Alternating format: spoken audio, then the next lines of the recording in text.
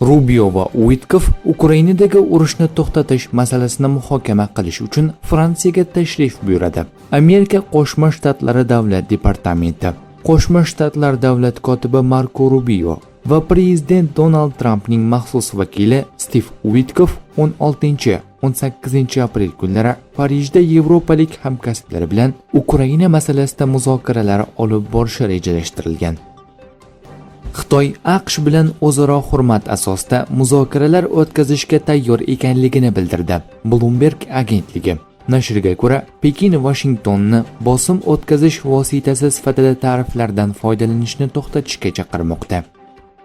Shimoliy Koreya Rossiya Ukraina urushidan 20 milliard dollardan ortiq foyda oldi. Newsweek nashri. Nashr bu haqida Janubiy Koreya Mudofaa tadqiqotlari instituti hisobotiga tayanib xabar bermoqda. Shimoliy Koreya asosan Rossiyaga o'q-dorilar yetkazib berish orqali daromad ko'rgan. Bundan tashqari, Shimoliy Koreya hukumati Rossiya tomonida jang qilish uchun o'z harbiylarini yuborayotgani va Moskvaga texnik yordam ko'rsatayotgani aytilgan.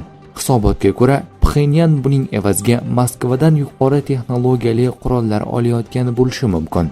Reuters va Britaniyaning tegishli tahlilchilari so'nggi 20 oy ichida Shimoliy Koreyadan Rossiyaga 64 marta o'q-dori yetkazib berilganligini aniqlagan. Ularning hisob-kitoblariga ko'ra, yetkazib berish jarayonida 4 milliondan 6 milliongacha snaryad tashilgan. Ma'lumotlarga ko'ra, so'nggi oylarda Rossiya harbiylari foydalanayotgan o'q-dorilarning qariyb 50% Shimoliy Koreyadan keltirilgan.